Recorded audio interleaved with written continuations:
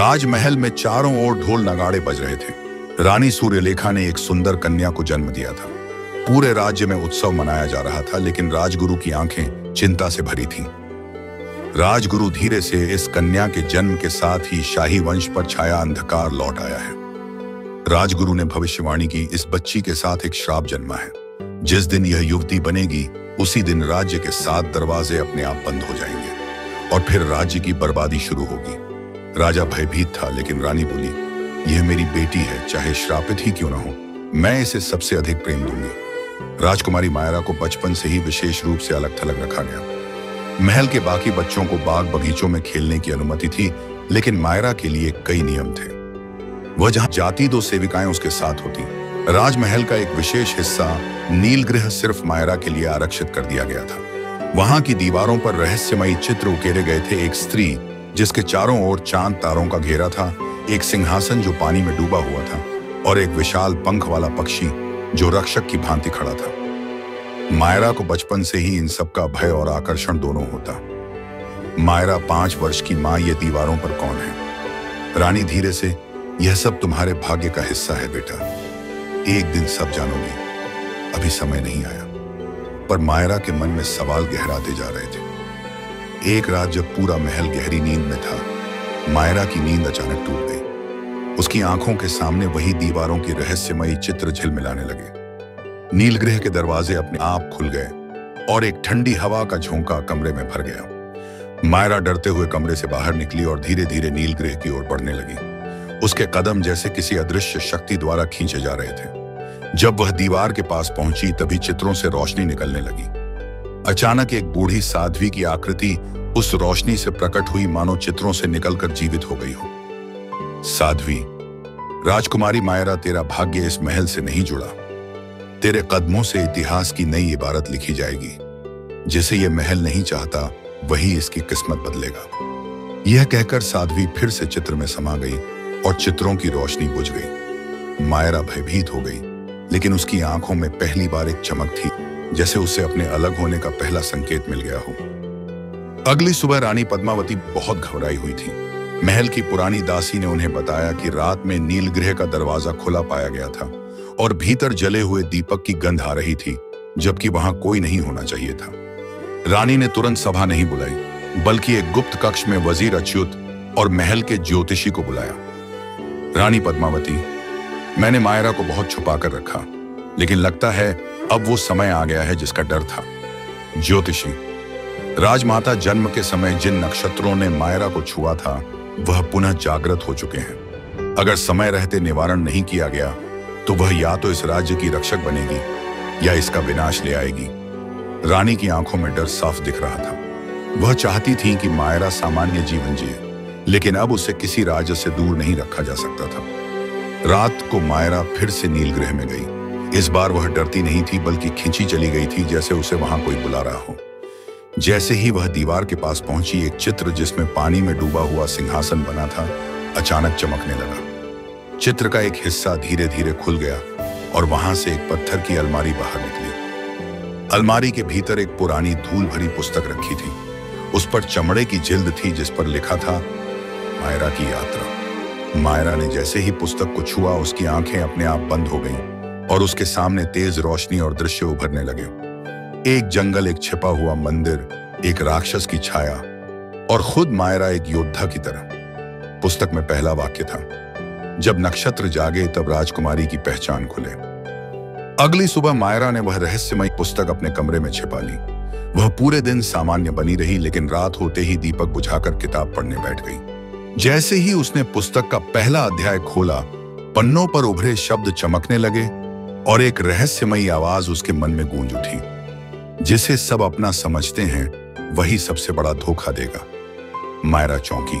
उसे समझ नहीं आया कि यह किसके बारे में है। तभी पुस्तक में एक चित्र उभरा। उसमें एक सेविका दिखाई गई थी, जो किसी अंधेरे गुप्त रास्ते में प्रवेश कर रही थी। मायरा के मन में शक की लहर दौड़ गई।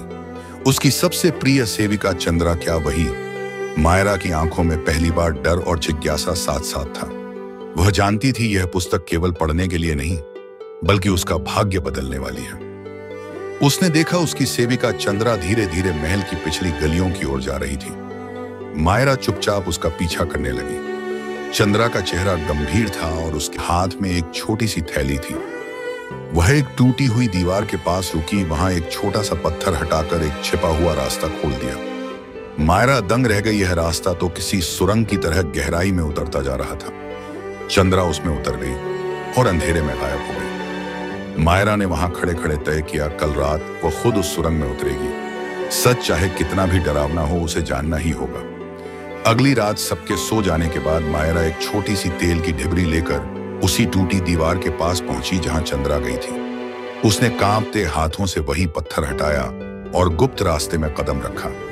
सांप जैसी बल खाती सीढ़ियां नीचे उतरती चली गईं। दीवारों पर नमी थी और हवा में एक अजीब सी गंध। मायरा धीरे धीरे नीचे उतरी। उसकी ढिबरी की लौ कांप रही थी। कुछ दूरी पर उसे एक खुला सा तहखाना दिखा। वहां चंद्रा किसी काले कपड़ों वाले आदमी के सामने सिर झुकाकर खड़ी थी। उस आदमी की आवाज गूंज रही थी, राजकुमारी की शक्ति जागने से पहले ही उसे खत्म करना होगा। मायरा के पांव कांप गए। मेरी अपनी सेविका मेरे ही खिलाफ षड्यंत्र कर रही है। उसने चुपचाप वापस मुड़ने की कोशिश की, लेकिन तभी उसका पांव एक सूखी लकड़ी पर पड़ा। छटाक, सन्नाटा टूट गया। काले कपड़े वाला आदमी चीखा, कौन है वहां? जैसे ही सुरंग में चटाक की आवाज गूंजी, काले कपड़े वाला आदमी चिल्लाया, पकड़ो उसे। चंद्रा भी पीछे मुड़ी और उसकी आंखें हैरानी से फटी रह गईं। राजकुमारी! मायरा डर के मारे उल्टा भागी। उसके हाथ की ढिबरी बुझ चुकी थी, लेकिन वह अंधेरे में दीवारों को छूती हुई ऊपर की सीढ़ियां चढ़ने लगी। काले कपड़ों वाला आदमी और चंद्रा पीछे दौड़ रहे थे। मायरा ने जैसे तैसे दरवाजा बंद किया, पत्थर को खिसकाया और दीवार से लगकर जोर से सांस ली। उसके पैरों में कांपन थी, पर उसकी आंखों में अब डर से ज्यादा साहस था। वह सीधे अपनी मां रानी पद्मावती के कक्ष में पहुंची। रानी उसे इस हाल में देखकर घबरा गई। क्या हुआ मायरा? मायरा ने हांफते हुए कहा, मां, मेरी सेविका चंद्रा और एक अजनबी मुझे मारने की साजिश कर रहे हैं। रानी पद्मावती कुछ पल चुप रही, फिर उनके चेहरे पर ऐसा भाव आया जैसे उन्हें पहले से सब पता हो। रानी पद्मावती ने मायरा को अपने पास बैठाया। उन्होंने उसका माथा चूमा और धीमे स्वर में कहा, जो तूने देखा वह केवल शुरुआत है। मायरा की आंखों में आश्चर्य था। मां, आपको सब पहले से पता था? रानी ने गहरी सांस ली। मैं तुझे बचाना चाहती थी मायरा, पर अब वक्त आ गया है कि तू सच जाने। रानी ने अपने पास रखी एक प्राचीन डिब्बी खोली। उसमें एक सुनहरी माला थी, जादुई सी चमकती हुई। यह तेरी नानी की निशानी है। जब तेरे जन्म से पहले महल पर एक श्राप लगाया गया था, तभी तय हुआ था कि एक दिन तू ही इस श्राप को तोड़ेगी। मायरा हक्की बक्की रह गई। मैं? एक श्राप? रानी की आंखों में आंसू थे। चंद्रा और वो आदमी उसी श्राप की रक्षा में लगे हैं, लेकिन तू अब अकेली नहीं है। यह माला तुझे मारकर दिखाएगी। मायरा ने कांपते हाथों से माला थामी। जैसे ही उसने उसे छुआ, कमरे की दीवार पर एक गुप्त दरवाजा चमक उठा। रानी ने धीरे से कहा, उस रास्ते पर चल मायरा, वहां तुझे अपना सच्चा युद्ध लड़ना है। मायरा ने मां की ओर देखा। रानी पद्मावती ने सिर हिलाकर इशारा किया, डर मत बेटी, यही तेरा रास्ता है। मायरा ने गले में माला पहनी और धीरे से उस चमकते दरवाजे की ओर कदम बढ़ाया। जैसे ही उसने हाथ बढ़ाया, दरवाजा अपने आप खुल गया, एक तेज रोशनी के साथ। अंदर कोई साधारण गलियारा नहीं था, वो एक अलौकिक संसार था। नीले और सुनहरे प्रकाश से भरा, पेड़ों की शाखाएं हवा में तैर रही थीं और चारों ओर संगीत जैसा कंपन। एक पल को मायरा थम गई। ये दुनिया उसकी कल्पना से परे थी। तभी सामने एक प्राचीन साधु प्रकट हुआ, जिसकी दाढ़ी जमीन तक थी और आंखें जैसे सब कुछ जानती हों। उसने मुस्कुराकर कहा, स्वागत है राजकुमारी, अब से तुम्हारी परीक्षा शुरू होती है। साधु ने एक चमकती छड़ी से जमीन पर गोल आकृति बनाई, फिर बोला, राजकुमारी, यह तुम्हारी पहली परीक्षा है, आत्मबल की खोज। मायरा चुपचाप उसकी ओर देख रही थी। साधु ने कहा, इस वृत्त के भीतर जो दिखेगा वह तेरा डर होगा, उससे पार पाना ही पहली कुंजी है। तैयार हो? मायरा ने धीरे से सिर हिलाया और वृत्त में कदम रखा। अचानक वातावरण बदल गया। तेज आंधी, अंधेरा और सामने एक दृश्य महल जल रहा था। मां चीख रही थी, चंद्रा उसे पकड़ रही थी और मायरा खुद एक पिंजरे में बंद थी। उसकी आंखों से आंसू बहने लगे। नहीं, यह झूठ है, साधु की आवाज गूंजी। यह तेरा भय है मायरा, इससे लड़ना होगा। मायरा ने आंखें बंद की और उस माला को कसकर पकड़ा। माला से एक तेज रोशनी निकली और पूरा भयावह दृश्य धुएं में बदल गया। जैसे ही उसने आंखें खोली, वह फिर उस अलौकिक संसार में खड़ी थी। साधु मुस्कुरा रहा था। तू सफल रही राजकुमारी, पहला द्वार अब खुल चुका है। पहली परीक्षा के बाद मायरा थकी हुई थी, लेकिन उसकी आंखों में अब डर नहीं, जिज्ञासा थी। साधु ने हाथ ऊपर उठाया। आसमान में बादल मंडराने लगे और फिर एक झिलमिलाती सीढ़ी उतर आई, हवा में तैरती हुई। अब चल मायरा, यह रास्ता तुझे तुम्हारे अतीत से मिलवाएगा। मायरा बिना डरे सीढ़ियों पर चढ़ गई। ऊपर पहुंचते ही वह एक विशाल कांच के कमरे में पहुंच गई। वहां चारों ओर पुराने झरोखे थे, जिनमें अजीब अजीब दृश्य चल रहे थे। एक झरोखे में एक वीर रानी युद्ध कर रही थी। दूसरे में एक बालिका जंगल में किसी जानवर से बात कर रही थी। तीसरे में एक महिला वही माला पकड़े एक अंधेरे कुएं में कूद रही थी। तभी एक झरोखा चमक उठा और मायरा ने देखा एक महिला हूबहू उसकी मां जैसी एक राक्षसी स्त्री से जूझ रही थी, और उसी स्त्री ने चंद्रा का रूप ले रखा था। मायरा चौंक गई। मतलब चंद्रा कोई आम नौकरानी नहीं, वह कोई प्राचीन दुष्ट आत्मा है। तभी पीछे से आवाज आई, यह तुम्हारी पूर्वज दादी रानी विलासिनी थी। चंद्रा को एक बार उन्होंने हराया था, अब यह काम तुझे करना होगा। मायरा ने उस झरोखे की ओर हाथ बढ़ाया। एक तेज प्रकाश निकला और फिर एक प्राचीन शिलालेख उसकी हथेली पर उभर गया। मायरा के हाथ पर उभरा शिलालेख अब गर्म होने लगा। वो दर्द महसूस कर रही थी, लेकिन साथ ही उसके अंदर एक नई शक्ति जाग रही थी। तभी वह अचानक फिर से महल के गलियारे में पहुंच गई। सब कुछ शांत था, लेकिन हवा में एक अजीब सिहरन थी।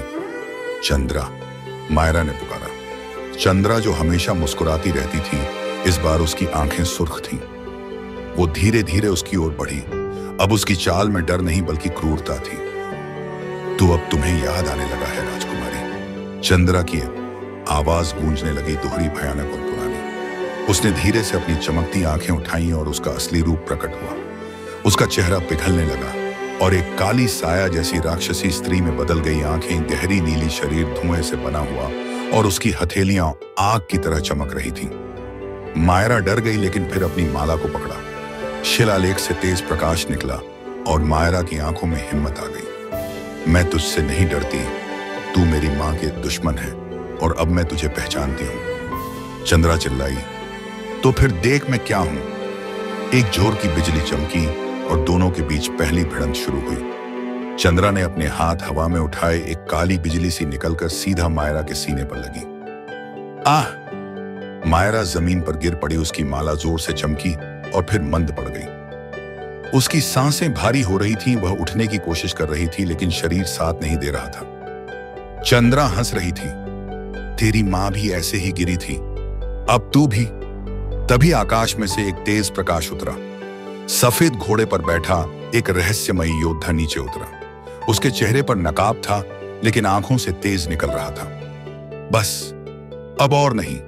उसने तलवार हवा में घुमाई, एक सुनहरी लहर निकली और चंद्रा पीछे धकेल दी गई। वह पहली बार चौंकी। तू वापस आ गया। योद्धा ने मायरा को उठाया। राजकुमारी, तुम अभी हारी नहीं हो, यह लड़ाई तेरे खून में है।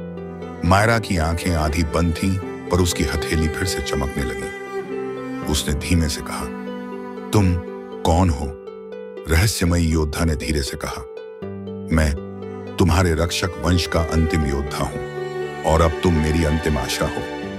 रहस्यमयी योद्धा मायरा को अपनी बाहों में लिए तेजी से महल के पीछे की ओर भागता है। पीछे चंद्रा की क्रोधित चीखें गूंज रही थीं, लेकिन वो अब उन तक पहुंच नहीं पा रही थी। कुछ ही देर में वे दोनों एक पुराने जंगल में पहुंचे, जहां घने पेड़ झुके हुए थे और जमीन धुंध से ढकी थी। घोड़े को छोड़कर वो पैदल एक चट्टान के पीछे पहुंचे। वहां एक विशाल पत्थर था, जिस पर वही प्राचीन शिलालेख उकेरा हुआ था जो मायरा की हथेली पर था। रक्षक ने कहा, अपना हाथ इस पत्थर पर रखो, यह तुम्हारी नियति का द्वार है। मायरा ने कांपते हुए हाथ पत्थर पर रखा। एक गूंजती हुई आवाज आई और पत्थर दो हिस्सों में बांट गया। भीतर एक रहस्यमयी गुफा थी। दीवारों पर चमकते चित्र थे, एक रानी, एक राक्षसी और एक उज्जवल बच्ची। चित्र जैसे जैसे रोशनी में आए, मायरा की आंखें फैलती गईं। रक्षक बोला, यह तुम हो मायरा, तुम्हारे वंश की स्त्रियां इस राक्षसी आत्मा से सदियों से लड़ती आ रही हैं। हर पीढ़ी में एक जन्म लेती है जिसे नयन रक्षा कहा जाता है। तुम वही हो?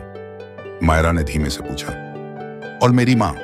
रक्षक की आवाज भारी हो गई। वो भी एक नयन रक्षा थी, लेकिन चंद्रा ने उन्हें धोखा दिया।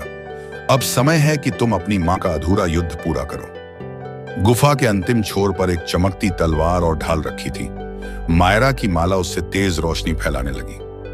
रक्षक बोला, अब यह सब तुम्हारा है मायरा। मायरा धीमे धीमे गुफा के अंत की ओर बढ़ी।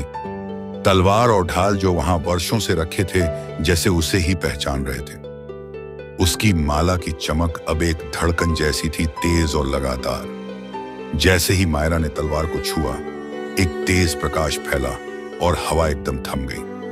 उसके हाथों में तलवार आते ही उसकी आंखें बंद हो गईं और वह एक अलौकिक अनुभूति में पहुंच गई। चारों ओर धुंध सी छा गई और उस धुंध में उसे एक आवाज सुनाई दी, कोमल, ममतामयी लेकिन दृढ़। मायरा। मायरा की आंखों से आंसू बह निकले। मां।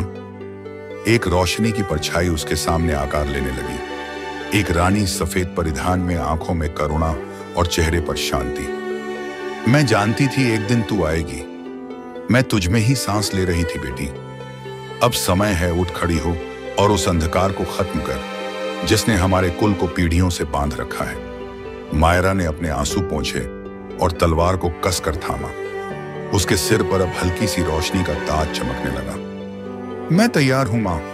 तुम्हारा अधूरा युद्ध अब मेरा है। गुफा की दीवारों पर चित्रों की रोशनी और तेज हो गई। मायरा ने ढाल भी उठाई और जैसे ही वो पीछे मुड़ी, रक्षक योद्धा धीरे से मुस्कुराया और बोला, अब तुम्हारे अंदर एक योद्धा नहीं, पूरी पीढ़ियों की शक्ति बोल रही है। मायरा ने ढाल पीठ पर बांधी और तलवार कमर में लगाई। उसके चेहरे पर अब एक नई चमक थी, डर नहीं, सिर्फ दृढ़ निश्चय। रक्षक ने उसकी ओर देखा और कहा, अब हमें वहां जाना होगा जहां चंद्रा ने खुद को बंद कर रखा है, रक्त दुर्ग। वे दोनों घोड़े पर सवार होकर घने जंगलों से निकलते हैं। रास्ते में हवा भारी जाती है, पक्षी चुप हैं, पेड़ झुके हुए जैसे किसी तूफान का इंतजार हो। रक्षक धीरे से बोला, लेकिन ध्यान रहे, किले तक पहुंचने से पहले एक आखिरी परीक्षा तुम्हारा इंतजार कर रही है। मोहकुंड। यह एक जादुई झील है जो हर योद्धा को उसके सबसे प्रिय व्यक्ति की छवि दिखाकर उसका संकल्प तोड़ती है। अगर तुम फंसी तो कभी बाहर नहीं आ सकोगी। मायरा ने दृढ़ता से कहा, अब मेरी शक्ति मेरी भावना नहीं, मेरी जिम्मेदारी है। कुछ ही दूर पर वे झील के किनारे पहुंचे। झील काली और शांत थी, लेकिन जैसे ही मायरा उसके करीब पहुंची, झील की सतह पर उसकी मां की छवि दिखाई देने लगी। वही शांत मुस्कान, वही कोमल आंखें। लेकिन यह सब बहुत वास्तविक लग रहा था। तभी मां की छाया बोली, मायरा यहां रह जाओ, ये लड़ाई किसी और को करने दो। तू थक गई है, मैं हूं ना तेरे पास। मायरा की आंखें भीगने लगी। वो आगे बढ़ी, पर तभी उसकी तलवार की माला तेजी से जलने लगी। मायरा की चेतना जागी। तुम मेरी मां हो, पर मेरी मां चाहती थी कि मैं लड़ूं, भागूं नहीं। उसने आंखें बंद की और चिल्लाई, तू मेरी मां की परछाई है, मोह की माया है, हट जा मेरे रास्ते से। झील उबलने लगी और मायरा के पैरों तले जमीन फिर से ठोस हो गई। छाया टूट गई, परीक्षा पार हो चुकी थी। रक्षक मुस्कुराया, अब तुम तैयार हो, अब हम किले की ओर बढ़ सकते हैं। घना कोहरा हट चुका था। जैसे ही सूरज की पहली किरणें पहाड़ियों पर पड़ी, एक विशाल लाल पत्थरों से बना दुर्ग सामने दिखाई दिया। रक्त दुर्ग, जिसकी ऊंची मीनारों से लगातार काली चीलें उड़ रही थीं। उसकी दीवारें जैसे किसी पुराने श्राप से रंगी हुई थीं और उसके ऊपर लहराता था काले नाग का निशान, चंद्रा का प्रतीक। मायरा और रक्षक ने अपने घोड़े रोक दिए। रक्षक धीमे स्वर में बोला, यही है वो स्थान जहां से सारे श्राप, सारे राज और सारी पीड़ा निकली है। मायरा ने तलवार को निकाला। वो अब सिर्फ तलवार नहीं थी, वो थी उसके पूरे वंश की शक्ति, उसके भीतर जलती आग और उसका सत्य। जैसे ही वे दोनों द्वार के करीब पहुंचे, भारी लोहा अपने आप चरमराते हुए खुलने लगा और सामने खड़ी थी चंद्रा, एक अजीब मुस्कान के साथ, आधी इंसान आधी परछाई, लाल और काले वस्त्रों में, सिर पर नाग के आकार का मुकुट। चंद्रा बोली, तो तू आ ही गई मायरा। जिसे मैं मिट्टी समझ रही थी वो अब ज्वाला बनकर आई है। मायरा ने तलवार हवा में घुमाई। उसकी नोक चंद्रा की ओर थी। तेरा खेल अब खत्म होगा चंद्रा। मेरी मां के आंसू, मेरे पुरखों की पीड़ा और उस मासूमियत का बदला मैं लेकर रहूंगी। चंद्रा ने जोर से अट्टहास किया और तभी पूरे दुर्ग की दीवारें कांपने लगीं। छतों से काले धुएं जैसे सैनिक निकलने लगे। रक्षक ने ढाल को आगे बढ़ाया और कहा, मायरा, मैं उनके खिलाफ लड़ूंगा। तू चंद्रा को खत्म कर अभी। और इसी पल अंतिम युद्ध शुरू हो गया था। धरती कांप रही थी और आकाश दो शक्तियों की टकराहट के लिए तैयार था। चारों ओर धुएं और चीखों से आकाश कांप रहा था। दुर्ग के भीतर युद्ध छिड़ चुका था। रक्षक और उसकी सेना चंद्रा के काले सिपाहियों से जूझ रहे थे। दूसरी ओर चंद्रा और मायरा रक्त दुर्ग के बीचों बीच विशाल पत्थर की भूमि पर आमने सामने खड़ी थी। चंद्रा के हाथों में कोई तलवार नहीं थी, बल्कि एक काली जादुई छड़ी जो हवा में हल्की सी घुमाने पर ही बिजली जैसी आवाजें करती थी। चंद्रा ने आंखें तरेरी। मुझे लगता था तू जल्दी टूट जाएगी, पर अब तुझे मिटाने में मजा आएगा। मायरा ने तलवार दोनों हाथों से कसकर पकड़ी। तेरी ताकत डर है और मेरी ताकत विश्वास। अचानक चंद्रा ने छड़ी हवा में घुमाई और एक काली ज्वाला फेंकी। मायरा एक पल के लिए हटी और तलवार से हवा चीरते हुए उस ज्वाला को काट दिया। तभी चंद्रा हवा में उड़ती हुई मायरा के पीछे पहुंची। उसने मायरा की आंखों के सामने उसकी मां की परछाई बना दी। तू उसे फिर से खोना चाहती है? मायरा कांपी, लेकिन तभी उसे अपनी मां के अंतिम शब्द याद आए। सच्चाई को मत छोड़ना, चाहे वो कितनी भी तकलीफ देह क्यों ना हो। उसने आंखें बंद की, एक गहरी सांस ली और झटके से परछाई को चीरती हुई चंद्रा के पास पहुंची। तलवार और छड़ी टकराई, चिंगारियां निकली और पूरा दुर्ग थर्राने लगा। चंद्रा चीखी, मैं अमर हूं। मायरा ने आंखों में आंसू और होठों पर दृढ़ता लेकर जवाब दिया, और मैं सत्य हूं। एक अंतिम बार और चंद्रा की जादुई छड़ी टूट गई। काले धुएं की परछाई चंद्रा के चारों ओर सिमटने लगी। वो जमीन पर गिरती गई। उसकी आंखों में पहली बार डर दिखा। मायरा खड़ी रही, उसकी तलवार अब शांत थी, लेकिन चमक और भी तीव्र हो चुकी थी। रक्त दुर्ग की ऊंची मीनारों से धीरे धीरे धुआं उठ रहा था। चंद्रा की हार के बाद उसकी सारी काली शक्ति जैसे मिट्टी में समा गई हो। दुर्ग की दीवारें खुद ब खुद गिरने लगी, मानो सदियों का कोई श्राप टूट चुका हो। मायरा चुपचाप खड़ी थी। उसकी तलवार जमीन में गड़ी थी और उसकी आंखों में आंसू थे, पर वो आंसू दुख के नहीं, शांति के थे। रक्षक पीछे से आया और धीरे से बोला, तू जीत गई मायरा, लेकिन इस जीत में सिर्फ तलवार नहीं, तेरे विश्वास की ताकत थी। मायरा ने एक टूटी दीवार की ओर देखा, जहां एक पुराना शिलालेख धूल के नीचे छिपा था। उसने हाथ से धूल हटाई। शिलालेख पर लिखा था, यही है सच्चा वंश जो भय से नहीं, प्रेम और सत्य से शासन करता है।